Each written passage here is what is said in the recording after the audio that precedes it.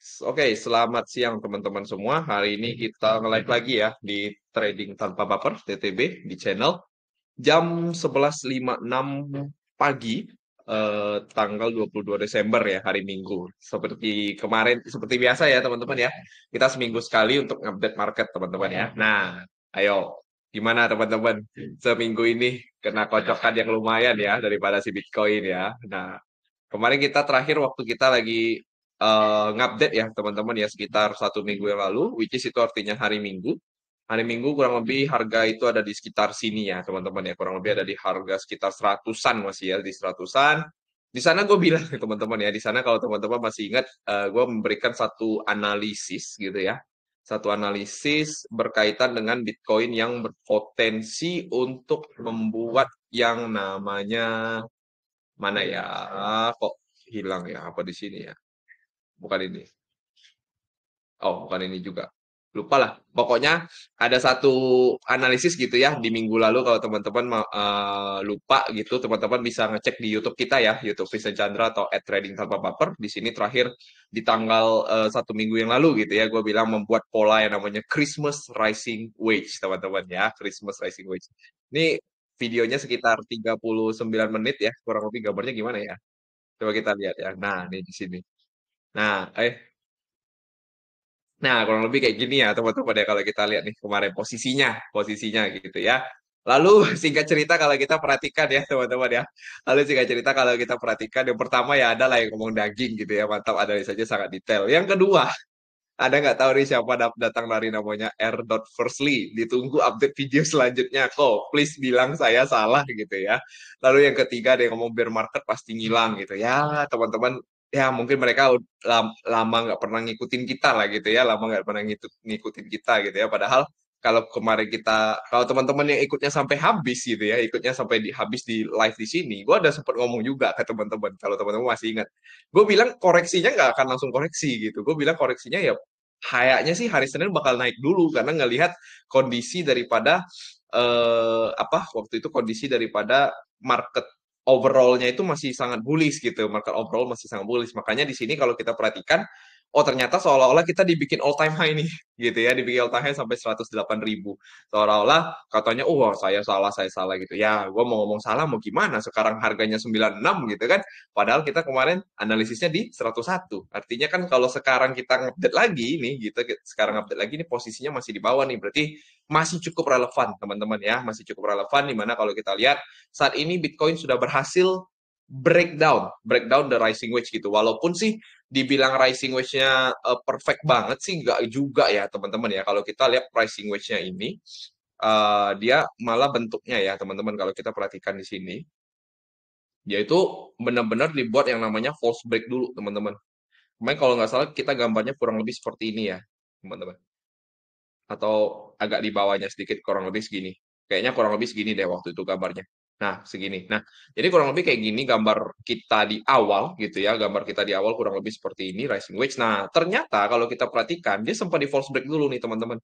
Nah, false break ini kalau kita perhatikan merupakan false break daripada sideways area gitu ya, sideways area yang kemarin yang 2 minggu lalu kita sudah bukan 2 minggu, bahkan 3 minggu lalu ya teman-teman ya. Kita sudah antisipasi sejak terjadinya tanggal 5 Desember ini teman-teman ya. Sejak tanggal 5 Desember ini terjadi yang waktu itu Bitcoin dari 103 turun sampai ke 92. Nah, sejak di situ kita ngomong, kita analisis gitu ya bahwa area ini adalah area sideways nih, area sideways daripada market. Ternyata kalau kita perhatikan dia melakukan false break teman-teman, dan false break ini kurang lebih H+1 sampai H+1 ya, H+1 daripada time reversal yang kemarin di minggu lalu kita juga bilang itu adalah potensial daripada time reversal.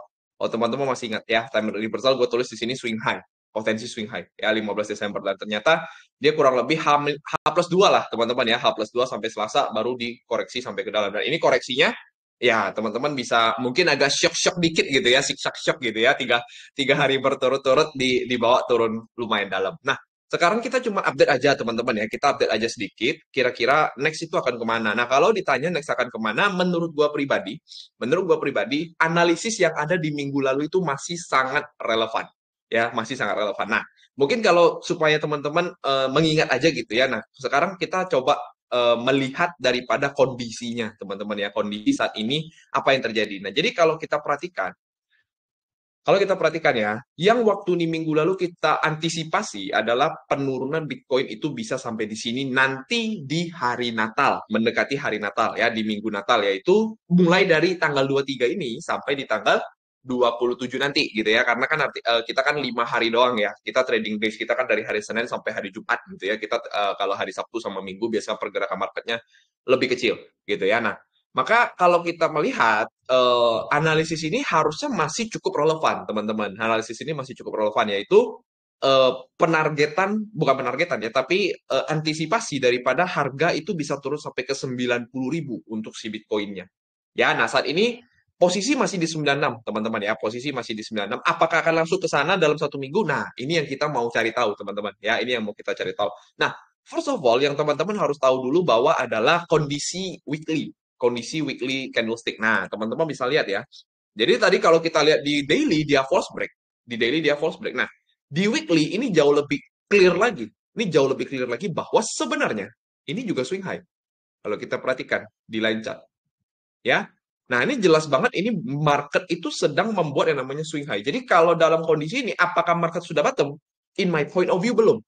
Ya, in my point of view belum. Nah, kemungkinan besar seperti yang kita sempat analisis kemarin bahwa Bitcoin itu berpotensi untuk mengisi area imbalance yang ada di atau fair value gap yang ada di weekly chart, yaitu tepat di sini bertepatan dengan EMA 21 serta sampai MA10 ya. Nah, itu adalah riset market gitu ya, riset market ataupun aksi take profit atas mungkin persiapan para big money untuk yang namanya Nataru, teman-teman, yang kita ngomong Natal dan juga tahun baru. Ya, nah maka kalau ditanya apakah sudah bottom, menurut gua dengan kondisi weekly seperti ini, agak most likely kita agak susah sih kita mau mendapatkan bottom di minggu ini. Ya, nah maka minggu minggu depan ini atau satu candle lagi yaitu candle setelah besok jam 7 pagi ya teman-teman ya, besok jam 7 pagi kemungkinan besar itu masih akan bermain di atas ini dan ujung-ujungnya dia akan tetap masuk ke 90.000. Ya, di bawah 90.000 yang mana yang kita sudah tandain di daily chart di sini ya, atau kalau kita tandain secara liquidity teman-teman, nah liquidity-nya itu kurang lebih ada di sekitar 88.000 ya. Nah, jadi jangan nanti teman-teman nanti di sini muncul lagi nih. Misalnya nanti kita upload nih ya, kita upload ke YouTube, nanti dibilang lagi, "Kok, please bilang saya salah gitu." Semisalnya tiba-tiba hari Senin marketnya up nih. Padahal up-nya cuma 102.000, 101.000 gitu ya. Nanti dibilang saya salah gitu. Nah, inilah yang teman-teman harus aware. Ini yang teman-teman harus aware bahwa market tuh turun nggak langsung turun. Market tuh dalam prosesnya bisa dia naik turun, tapi ujung-ujungnya dia balik ke satu harga gitu loh. Satu harga gitu ya. Nah, sama seperti ini. Kayak kemarin kita ngomongnya akan turun ke 90, akan turun kemana? Dia naik dulu. Dia naik dulu gitu. Naik dulu, sekarang mulai turun gitu kan. Nah, seperti itu. Apakah dia bisa langsung ke bawah? Bisa aja. Karena kenapa? Kondisi weekly. Gue selalu melihat daripada kondisi weekly. Gitu ya. Kalau misalnya tiba-tiba, nah jadi gue gini teman-teman, kalau teman-teman lihat dari 3 minggu lalu gue udah ngomong bahwa marketnya tuh masih kurang menarik gitu loh. Marketnya kurang menarik. Makanya tiap kali kalau kita perhatikan, market naik itu diiringi dengan seller. Market naik diiringi dengan seller. Market naik diiringi dengan seller. Market naik lagi diiringi dengan seller. Market naik kali ini diiringi dengan seller yang lebih kuat. Yang jauh-jauh lebih kuat. Bisa teman-teman perhatikan daripada volumenya ya. Dari sini sampai ke sini rally-nya benar-benar sangat kuat. Ya. Nah, sekarang itu yang teman-teman harus aware dulu gitu ya, bahwa market tuh nggak yang satu gerakan turun ke bawah tuh nggak ya, nggak yang satu gerakan turun ke bawah, tapi dia ada drama-dramanya gitu ya. Nah, sekarang pertanyaannya adalah, maka kalau misalnya menurut gua kemungkinan besar minggu depan itu kita sudah sampai ke 90.000 ke bawah, apa yang harus kita antisipasi supaya kita menunjukkan bahwa Bitcoin ini akan turun ataupun dia masih mau turun ke 90.000. Nah, yang kita harus antisipasi pertama teman-teman selalu yang gua katakan adalah the closing candle, the closing ataupun the opening candle ya. Nah, jadi kalau kita lihat teman-teman, kalau kita masuk ke line chart ya. Nah, line chart ini sudah menunjukkan kita satu resisten, yaitu kita memiliki resisten di 104.000. Nah, angka itu teman-teman, jika dalam minggu depan jika ya teman-teman ya, dalam minggu depan tiba-tiba ada 1 hari aja atau 2 hari, flow yang sangat kuat sampai ke 104.000, dan apalagi kalau dia bisa close di daily di atas 104.000, mungkin kita bisa mengatakan bahwa di sana market kemungkinan akan lanjut naik. Ya, nah tapi sejauh ini yang gue lihat teman-teman, sejauh ini yang gue lihat itu kita belum ada satupun time reversal teman-teman, selain daripada Sun in Capricorn gitu ya. Sun in Capricorn 2024 itu dimulai di tanggal 21, which is itu sudah dimulai dari hari kemarin ya. Nah, tapi Sun in Capricorn itu tidak yang harus tidak gini loh teman-teman. Dia itu nggak harus di tanggal pertamanya, nggak harus di tanggal pertamanya tiba-tiba dia langsung bottoming gitu ya. Nggak langsung yang dia benar-benar bottoming banget gitu. Bisa dia tetap bottoming, teman-teman. Bisa dia tetap bottoming, tapi karena Sun in Capricorn itu sebenarnya adalah cycle yang berjalan selama 1 bulan. Jadi Sun in Capricorn itu teman-teman tulis ya. Jadi kalau teman-teman pernah mendengarkan ada yang namanya Sun in Capricorn, terus ada yang ngomong uh, Sun in Neptunus dan lain sebagainya ya, apapun gitu ya. Nah, itu tuh sifatnya 1 bulan, teman-teman. Itu sifatnya 1 bulan. Jadi kalau kita ngomongin dia tanggal 21, ini sama seperti kita ngomongin rasi zodiak, zodiak gitu. Zodiak atau bintang ya. Zodiak atau bintang. Nah, kalau dari tanggal 21 Desember berarti artinya Sun in Capricorn-nya itu akan selesai sampai di tanggal 21 Januari 2025. Ya, kurang lebih 1 bulan. Nah, maka kalau teman-teman melihat hal seperti ini tuh adalah titiknya nih. Ini titik pertamanya nih. Ini titik pertama Sun in Capricorn. Nah, maka acuan kita selama nantinya, misalnya selama nantinya dia koreksi ke bawah, tapi menjelang sampai tanggal 21, dia pasti akan naik di atas, teman-teman. Dan itu dianggap sebagai Sun in Capricorn yang berhasil.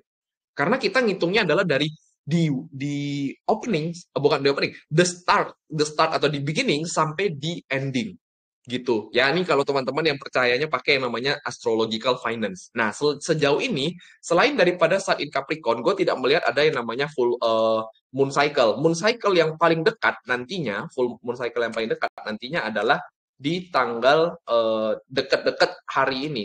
Apa? Dekat-dekat awal Januari, dekat-dekat awal Januari. New moon cycle Desember 2024. Itu harusnya di tanggal 31 ya, 31. Which is itu adalah minggu depan. Which is itu adalah minggu depan. Nah, maka teman-teman yang gua bayangkan saat ini adalah kemungkinan market mungkin masih konsolidasi dikit di sini. Ya. Sampai nanti ujung-ujungnya entah di tanggal 25 atau di tanggal 31 dia akan nyampe sampai ke bawah sini, teman-teman. Ya, dia akan sampai di bawah sini. Jadi di nantinya di hari Natal ataupun hari tahun baru, kemungkinan besar kita tuh sudah nyampe 90 ribunya gitu ya. Bisa nggak kok hari Senin langsung nyampe ke sini? Bisa aja, bisa aja. Tidak ada yang tidak mungkin. Nah, maka daripada itu, selain daripada kita melihat daripada time gitu ya, daripada kita tadi ngomongin time terus, nah sekarang kita coba lihat berdasarkan price action, teman-teman ya. Nah, sekarang kita akan lihat berdasarkan price action, teman-teman. Oke. Nah, jadi kalau kita perhatikan di sini, ya, ini market lagi posisi sideways, ya, masih dalam range sideways-nya, sempat dia false break nih. Sempat dia false break. Nah, kalau sudah false break begini, begitu dia balik ke bawah, ini otomatis ini menandakan bahwa dia ujung-ujungnya akan melewati area yang ini. Ujung-ujungnya dia akan close di bawah area ini. Jadi, in my point of view, dia akan turun ke bawah sini. Nah, maka kita akan tandain dulu, teman-teman ya. Kita akan tandain dulu the liquidity. Liquidity terdekat yang terbentuk kemarin di 92.000. Jadi, liquidity ini terbentuk mirip seperti yang namanya relative equal low. Teman-teman lihat di sini ya. Ini namanya, kalau di bahasa dalam smart money concept, ini yang namanya relative equal low liquidity. Ya, relative equal low liquidity. Nah, begitu relatif equal low itu kebentuk ya, teman-teman ya. Begitu relatif equal low kebentuk, ini pertanda bahwa the bottom itu masih kuat. Jadi bottom yang dua ini masih kuat. Dan biasanya akan ditinggalkan dulu dalam beberapa waktu. Dalam beberapa waktu dekat. Gitu. Jadi relatif equal low ini dia sifatnya tuh sama seperti kayak ibarat kata kita ngomongin double top atau double bottom.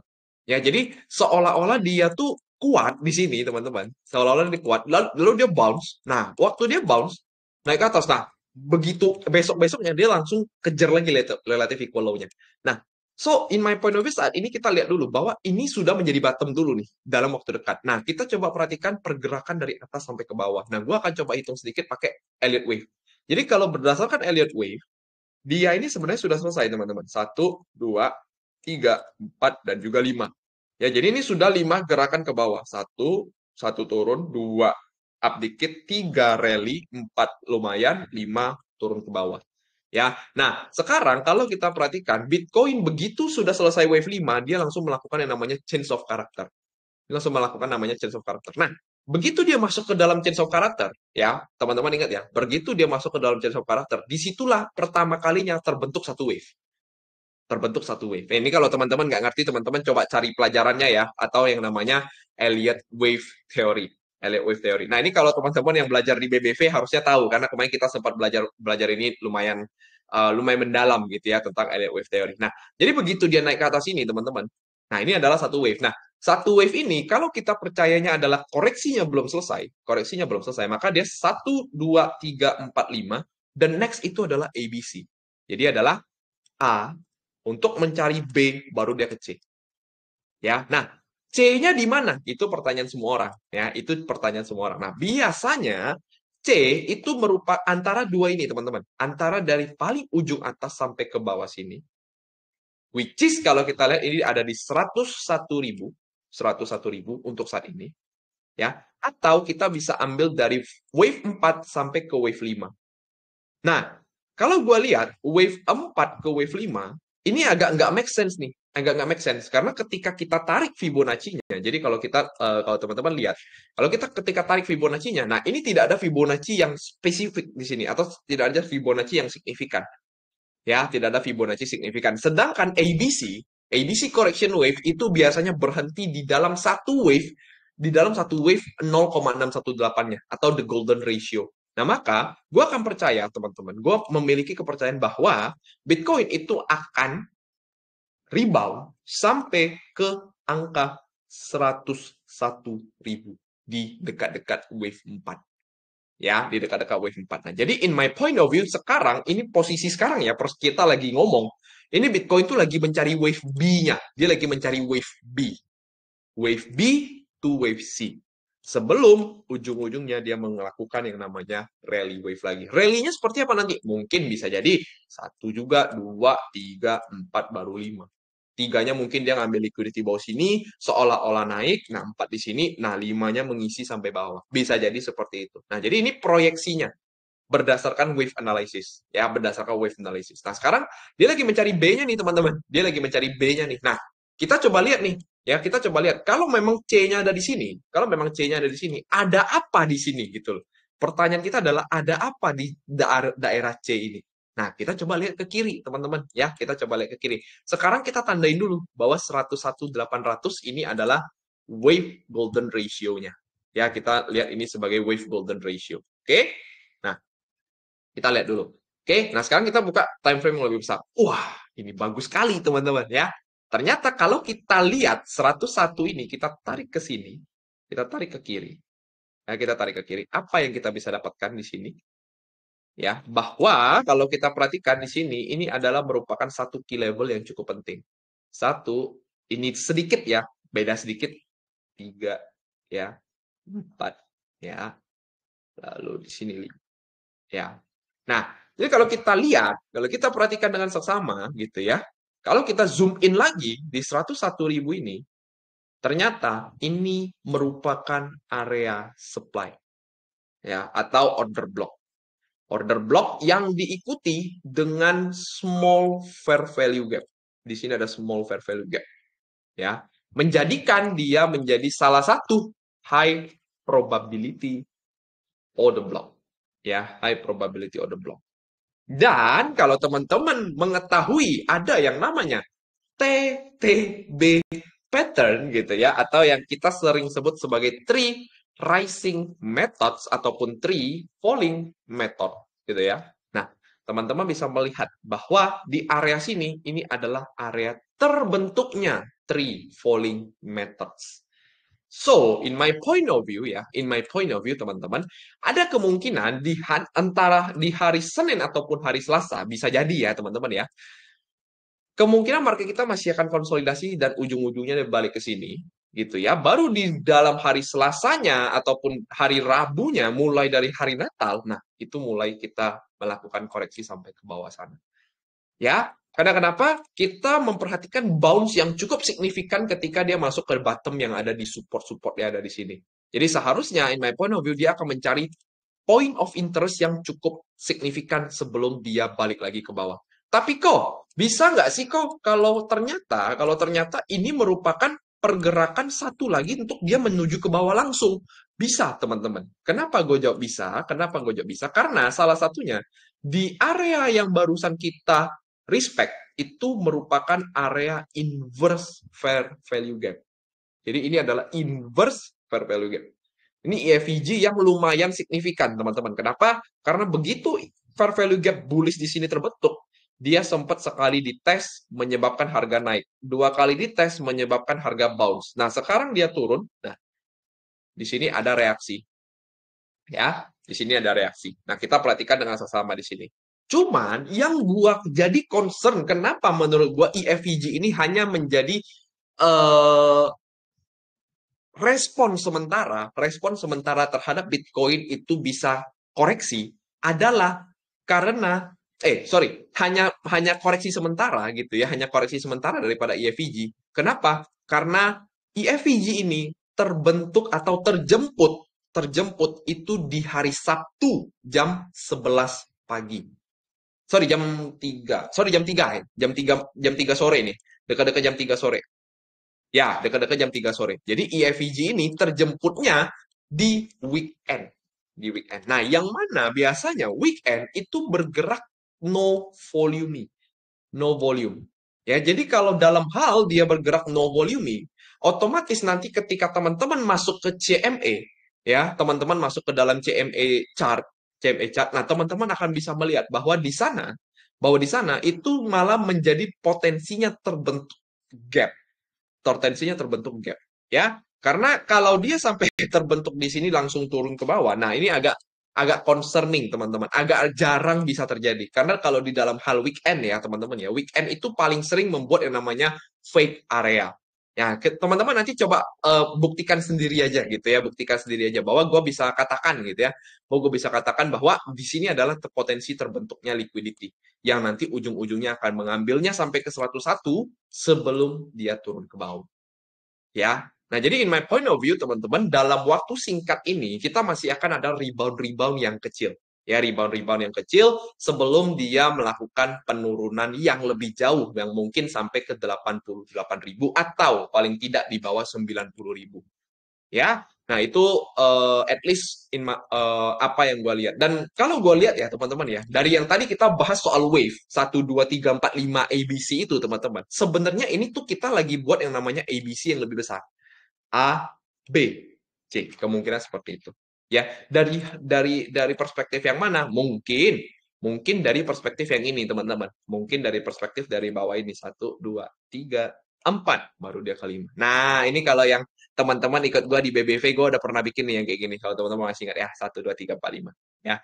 Ini 1, 2, 3, 4, 5-nya kalau kita lihat trend base-nya ini berapa nih? Wah, 2618 lagi, teman-teman. Ya, ini pas di 2618. Tepat di 2618 dia bounce. Ya, jadi itu potensi yang menurut gua terjadi.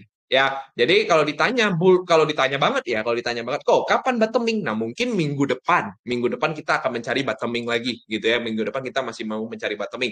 Untuk saat ini, sementara gitu ya, sementara mungkin kita masih bisa perform kecil-kecilan, ya, perform kecil-kecilan. Dan kalau kita melihat daripada Bitcoin dominance gitu ya, Bitcoin dominance, nah seharusnya sih rebound kecil-kecilan ini itu akan membuat beberapa altcoins yang perform karena posisi Bitcoin dominance dia posisinya lagi retrace, teman-teman ya, dia lagi retrace daripada, kalau kita perhatikan di sini, bentar ya, nah target kita kurang lebih di sini. Nah, kalau kita lihat dia baru saja retrace ke area discountnya, teman-teman, 0,618 sampai 0,786.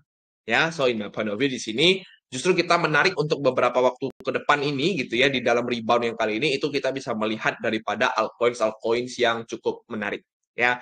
Nah, yang mana yang agak jadi concern ya bagi gue adalah total 3 ini, teman-teman ya. Total 3 ini juga belum selesai bottoming nih. Dia juga baru sama banget persis seperti si Bitcoin. Dia baru tertahan daripada area all time high-nya, teman-teman ya. Dan yang mana ini juga sebetulnya adalah sebuah hal yang normal teman-teman ya, sebuah hal yang normal yang harusnya kita mencari risetnya dulu nih. Risetnya sampai mana? Nah, mungkin risetnya bisa jadi ya teman-teman ya. Gue belum bisa melihat di mana banget, tapi kemungkinan sih kalau gue lihat akan terjadi mungkin sampai di area-area 700, sekitar 800 billion lah teman-teman ya, sekitar 800 billion. Nah, itu mungkin menjadi area yang cukup menarik untuk nanti kita perhatikan bottoming dari semua altcoins ya, bottoming daripada semua altcoins. Nah, berdasarkan daily time frame di sini tidak ada apa-apa gitu ya, di sini tidak ada apa-apa, tapi kalau kita bisa lihat di sini ada satu imbalance ya. Ada satu imbalance. Nah, ini mungkin bisa menjadi target kita sementara ya. Target kita sementara untuk para altcoins bisa rebound ya.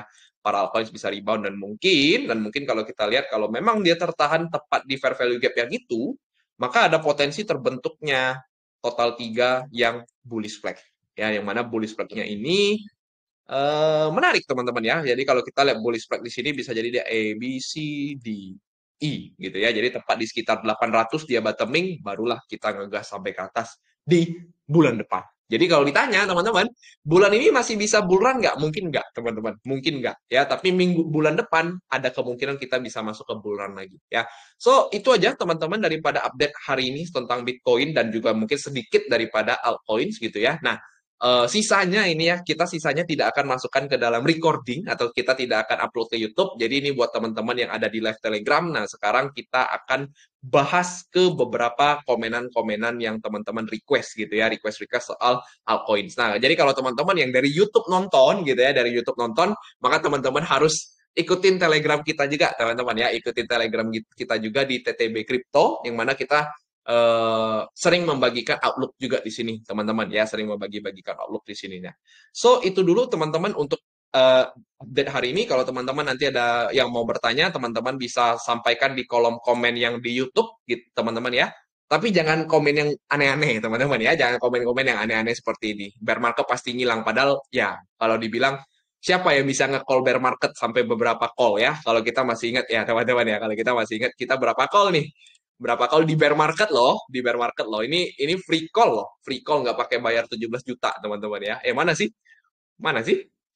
Gue malah lupa lagi. Nggak kelihatan. Wah, hilang ya. Mana sih? Coba kita lihat ya. Kita kita coba pin dulu teman-teman ya. Kita coba pin dulu yang kita kita pernah nge-call banyak banyak ya, banyak yang kita historical gitu ya, historical daripada call kita yang ada di YouTube. Coba kita lihat ya. Di mana ya teman-teman ya? Gue pun lupa juga. Gue pun lupa juga karena kemarin lumayan banyak.